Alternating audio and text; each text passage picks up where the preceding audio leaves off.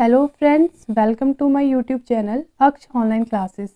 आज की क्लास में हम जनरल साइंस शुरू कर रहे हैं, तो प्लीज़ चैनल को सब्सक्राइब कर लें ताकि आपको मेरी अपकमिंग वीडियो की नोटिफिकेशन मिलती रहे।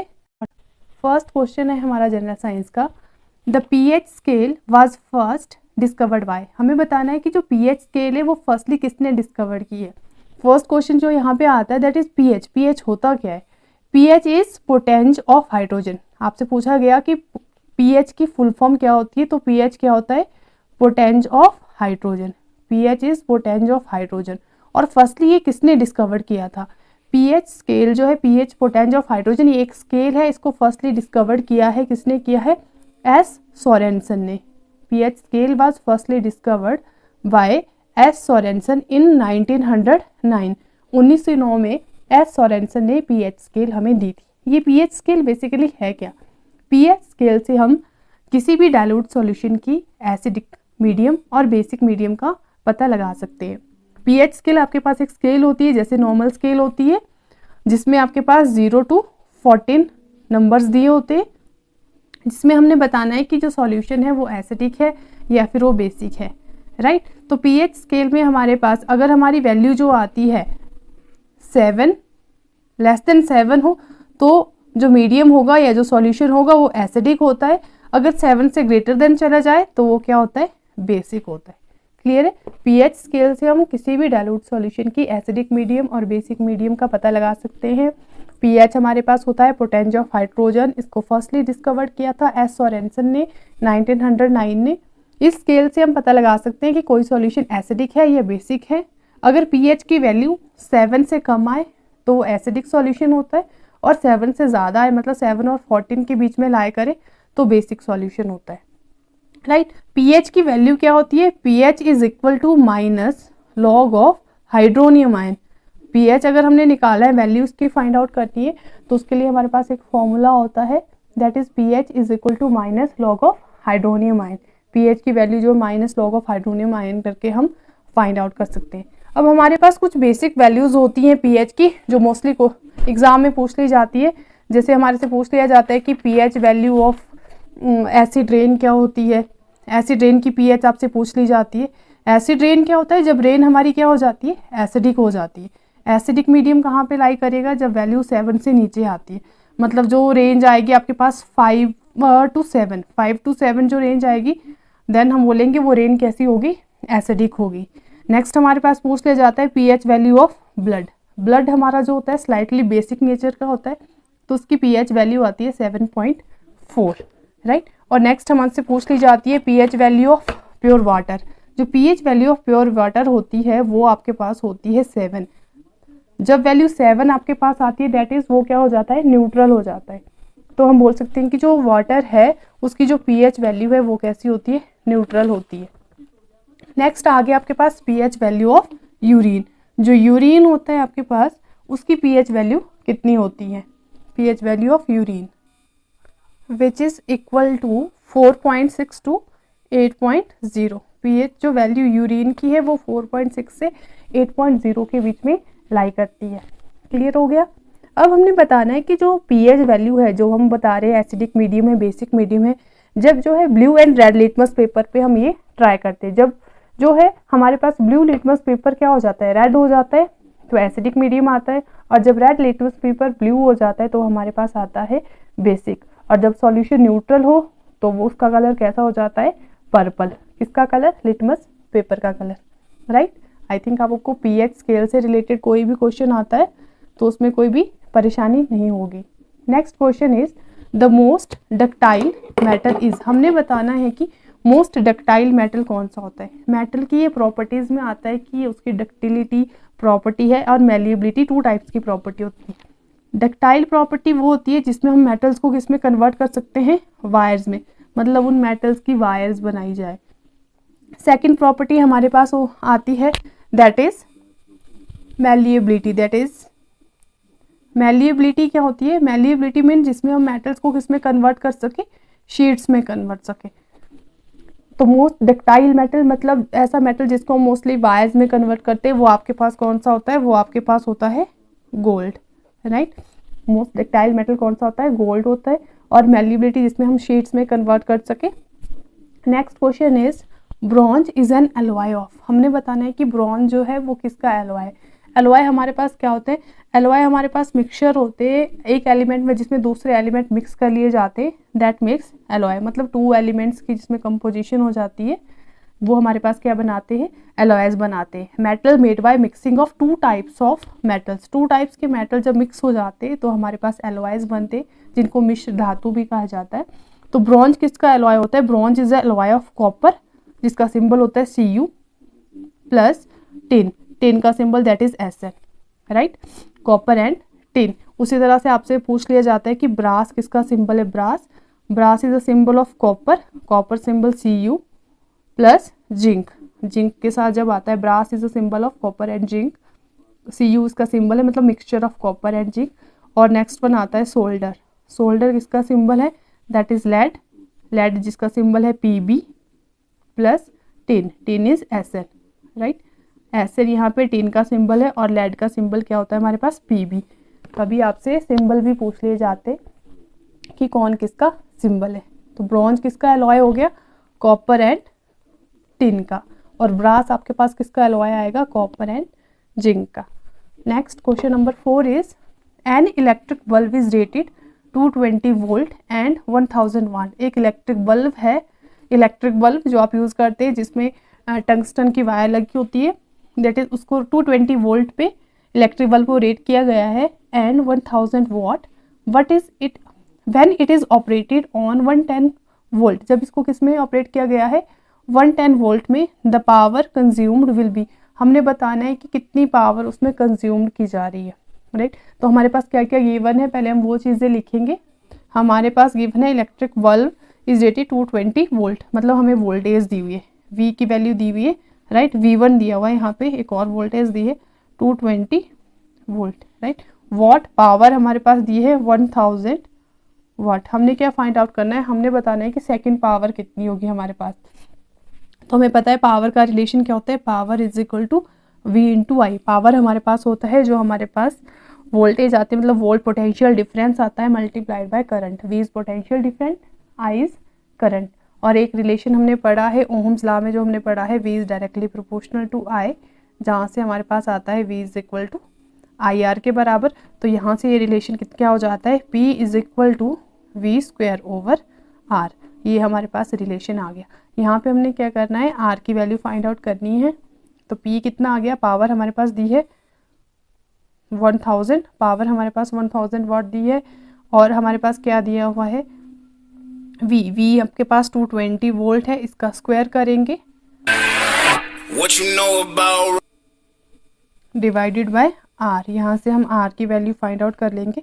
यहाँ से जब हमारे पास R की वैल्यू आ जाएगी तो हमने क्या करना है, उस R की वैल्यू से नेक्स्ट हमने पावर निकाली है, दैट इज पावर का रिलेशन अभी आपने किया, P is equal to V square over R। जो R की वैल्यू हम यहाँ निकालेंगे तो हम इसमें V स्क्वायर, V यहाँ पे कौन सा V होगा, दैट इज V2 वाला 110 वोल्ट डिवाइडेड बाय R की जो वैल्यू ये कैलकुलेट जब आप ये करेंगे तो इस R की वैल्यू आपके पास आएगी 484 ओहम, 484 ओहम यहाँ पुट कर देंगे 484, तो ये आपके पास वैल्यू अप्रोक्सीमेटली आएगी इक्वल टू 25 वाट। पावर वाट जो पावर की SI यूनिट होती है हमारे पास, पावर होता क्या है, एनर्जी कंज्यूम, जितनी हमने एनर्जी ट्रांसफ़र करी या कंज्यूम करी पर यूनिट टाइम के साथ, और unit of power is watt, power की यूनिट हमारे पास क्या होती है, वाट। नेक्स्ट क्वेश्चन इज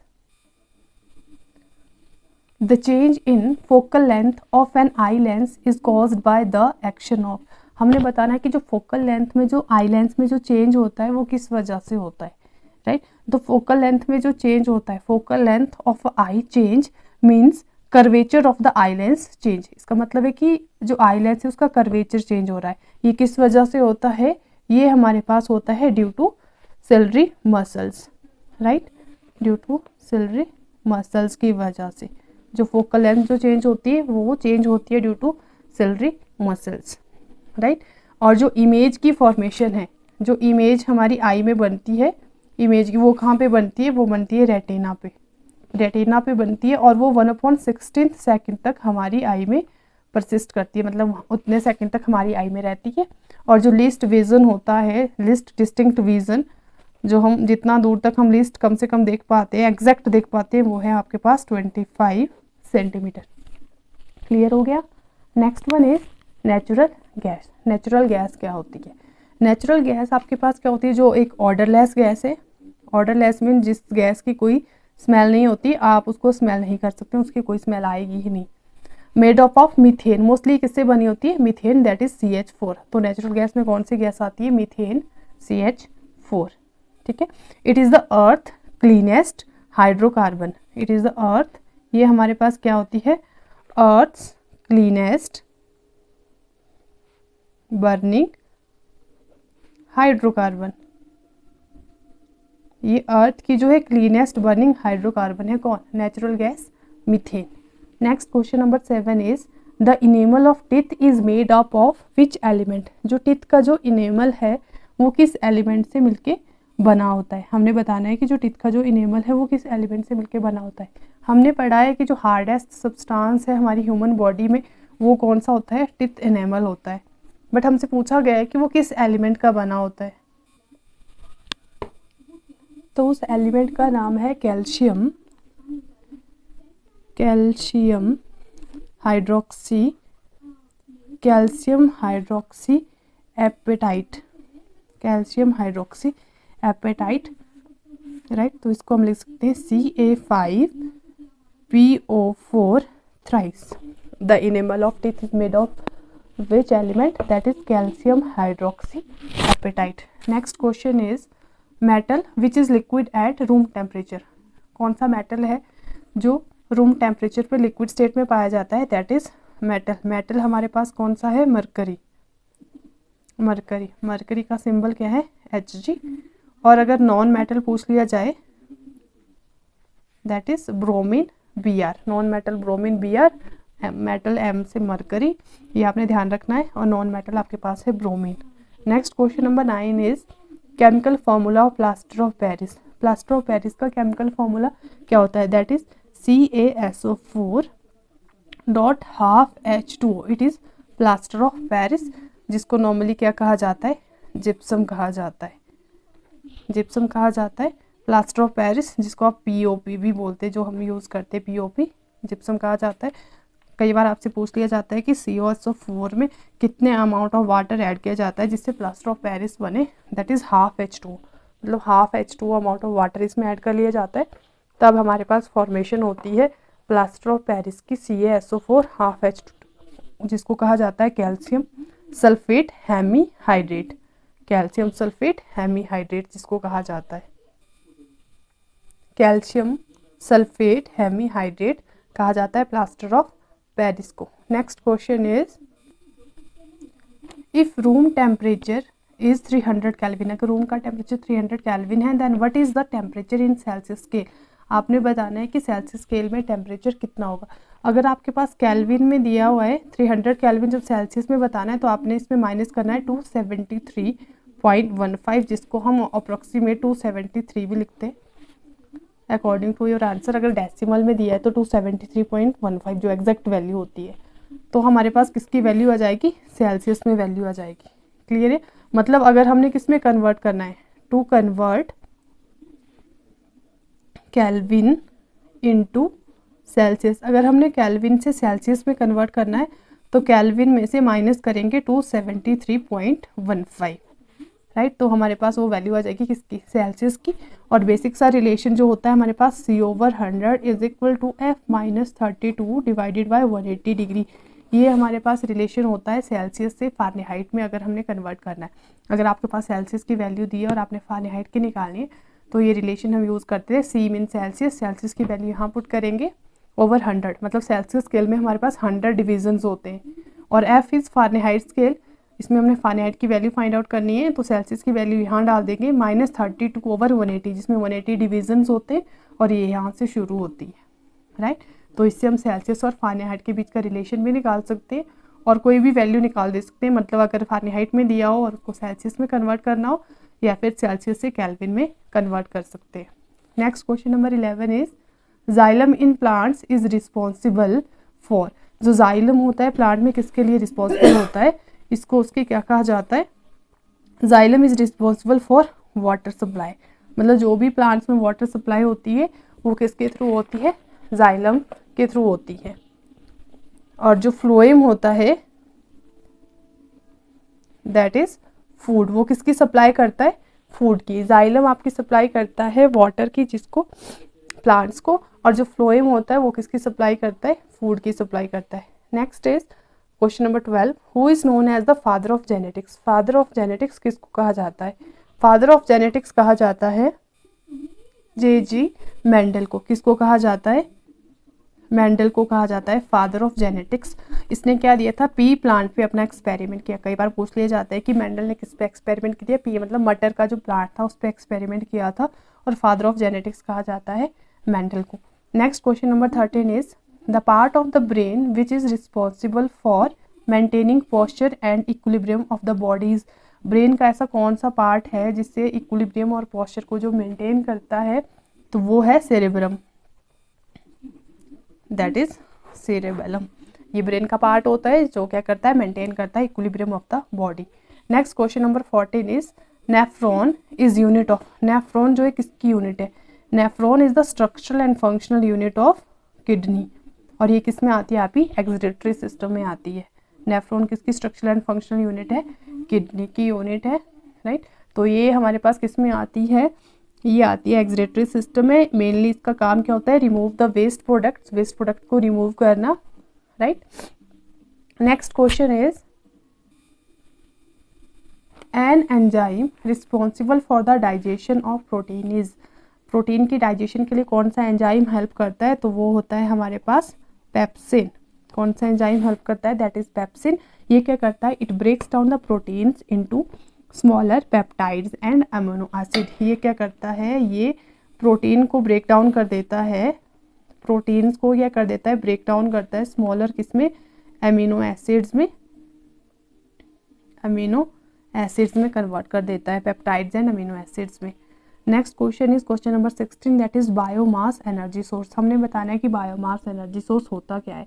मतलब बायोमास एनर्जी सोर्स हमारे पास होगा, it is the material that comes from living organism. जो हमें लिविंग ऑर्गेनिज्म से मटेरियल मिलता है, जो हमारे पास प्लांट्स हो गए, एनिमल्स हो गए, उनमें हमारे पास बायोमास एनर्जी सोर्सेज आते हैं। Next question number 17 is myopia short sightedness is commonly refractive defects of vision is corrected by using.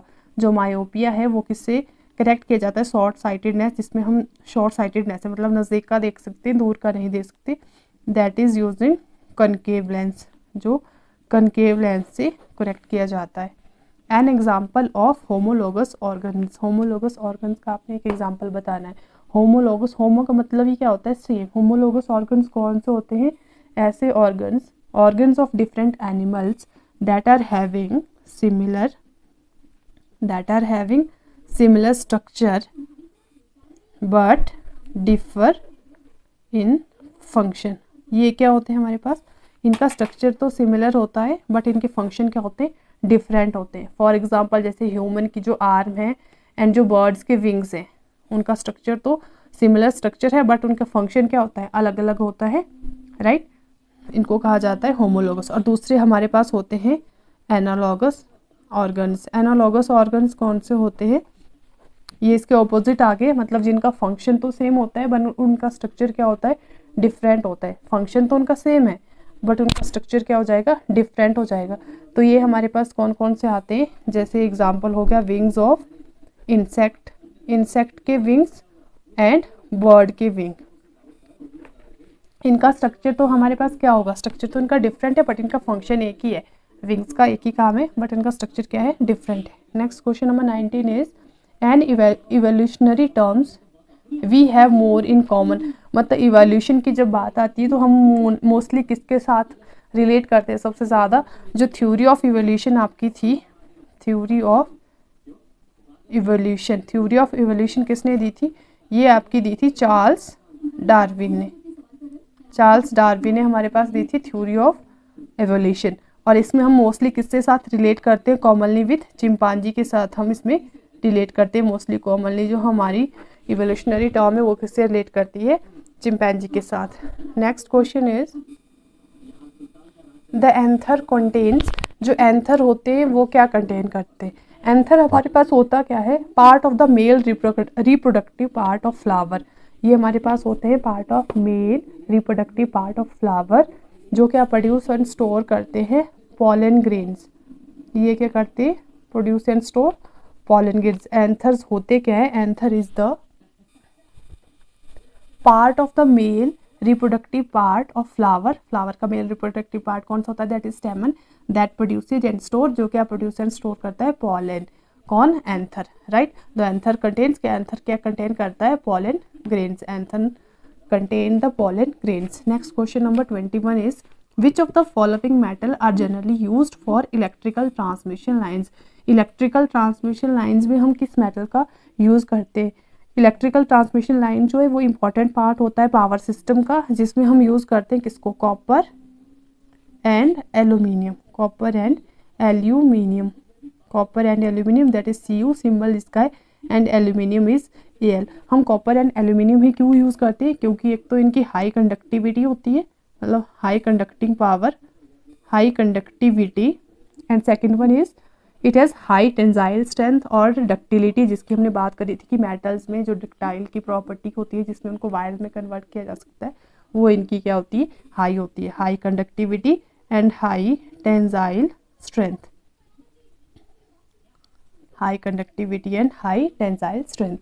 Next question number 22 is which of the following is an example of metals. हमने metals के example बताने हैं कि आपके पास option दी होगी कि आपने बताना है उनमें से कौन से मेटल्स हैं। मेटल्स को कैसे आइडेंटिफाई किया जाता है? फर्स्ट इनकी जो प्रॉपर्टी है, एक तो हार्ड होते हैं, शाइनी होते हैं। सेकंड हमने डिस्कस कर लिए, दैट इज डक्टाइल होते हैं मेटल, जिनको हम वायर्स में कन्वर्ट कर सकते हैं। थर्ड वन इज मैलिएबल होते हैं, जिनकी हम क्या बता सकते हैं? शीट्स में कन्वर्ट किया जा सकता है। डक्टिलिटी मीन जिनको वायर में कन्वर्ट किया जा सकता है। जो लस्ट्रस होते हैं, जो सोनोरस साउंड देते हैं आपको, वो आपके क्या कहलाते हैं? मेटल्स कहलाते हैं। जो भी आपके सारे आते हैं, टिन, आयरन, गोल्ड, वो सारे क्या है आपके पास? ये सारे किस में आते हैं? मेटल्स में आते हैं। टिन का आपके पास सिंबल है, that is Sn, iron is Fe, symbols भी पूछ ली जाते हैं। गोल्ड इज Au, इनके सिंबल्स आपको ये पता होने चाहिए कि गोल्ड का सिंबल Au होता है, आयरन का Fe एंड टिन का इज Sn, टिन का सिंबल जो है Sn होता है। Next question number 23 is food cans are coated with tin and not zinc. जो फूड कैन्स होती है जिसमें फूड को स्टोर किया जाता है, उनको टिन से कोट किया जाता है बट जिंक से नहीं। क्यों? इजी सा आंसर है, दैट इज जो फूड होता है उसको स्टोर करने के लिए हम जिंक नहीं करते, क्योंकि फूड जो है जिंक के साथ रिएक्ट कर जाएगा। मीन जिंक हमारे पास क्या होता है? मोर रिएक्टिव होता है। किससे? एज कम्पेयर टू टिन के, मतलब जिंक इज मोर रिएक्टिव। अगर रिएक्ट कर जाएगा तो वो फूड खराब हो जाता है, इसलिए जिंक इज मोर रिएक्टिव किसके कंपैरिजन में? As compare to tin. इसीलिए उसमें किसका यूज़ किया जाता है? फूड कैन्स में टिन का यूज़ किया जाता है। Next question number 24 is a solution turns red litmus blue its pH. अभी हमने फर्स्ट क्वेश्चन में ही पीएच की बात की थी। ऐसा सॉल्यूशन जो रेड लिटमस को किस में कन्वर्ट कर देता है?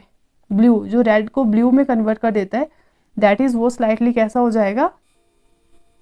It's pH is basic. वो क्या हो जाएगा? बेसिक। अभी फर्स्ट क्वेश्चन में जो हमने डिस्कस किया था कि अगर रेड लिटमस को ब्लू कर देता है लिटमस, तो वो क्या हो जाता है? बेसिक नेचर का होता है। बेसिक नेचर का होगा तो उसकी जो पीएच वैल्यू होगी वो रेंज जो है 7 से ग्रेटर होगी। कहाँ तक? 7 से ग्रेटर देन और इक्वल टू 14, इनके बीच में लाई करेगी। मतलब 7 से बड़ी होगी और 14 के बीच में। तो ये जो रेंज आएगी, इसके बीच में जो भी रेंज होगी वो आपके पास क्या होगी? पीएच वैल्यू होगी किसी भी सॉल्यूशन की। नेक्स्ट क्वेश्चन, जो लास्ट क्वेश्चन है, that is which of the following phenomena always results in cooling effect. कि कूलिंग इफेक्ट में कौन सा फेनोमेना ऑलवेज हमें हेल्प करता है? कूलिंग इफेक्ट किसकी वजह से होती है? That is due to evaporation. Evaporation की वजह से जो होती है कूलिंग इफेक्ट होता है। कूलिंग इफेक्ट होता क्या है? कूल करना मतलब लिक्विड से किस में कन्वर्ट होना। जब लिक्विड किस में कन्वर्ट हो जाता है? वेपर्स में। लिक्विड जब वेपर्स में कन्वर्ट हो जाता है तो हम उसको क्या कहते हैं? कूलिंग इफेक्ट कहते हैं। इवेपोरेशन हमारे पास है, ये कैसा प्रोसेस है? That is endothermic process. Endothermic process, हमारे पास दो टाइप्स के प्रोसेस होते हैं। First one is exothermic and second one is endothermic. Exothermic process कौन सा होता है? जिसमें क्या होती है? हीट एग्जिट करती है। एग्जिट मीन्स जिसमें हीट क्या हो जाती है, रिलीज हो जाती है, उसको एक्सोथर्मिक बोलते हैं। और एंडोथर्मिक जिसमें हीट क्या हो जाती है, एंड हो जाती है, मीन्स एब्जॉर्ब हो जाती है। एंडोथर्मिक का आपका मोस्टली जो एग्जाम्पल है एंडोथर्मिक प्रोसेस का आपका एग्जाम्पल आ जाता है, that is fire, sorry ice. Ice cube का जो मेल्ट होना है वो एग्जाम्पल है किसका, एंडोथर्मिक का। एंडोथर्मिक है, हीट उसमें क्या हो रही है, हीट वो एब्जॉर्ब कर रहा है, तो वो क्या हो रही है, उसमें वो आइस मेल्ट हो रहा है। और जो एक्सोथर्मिक है जिसमें हीट क्या कर रही है, एग्जिट कर रही है, रिलीज हो रही है, वो आपका एग्जाम्पल है, दैट इज फायर।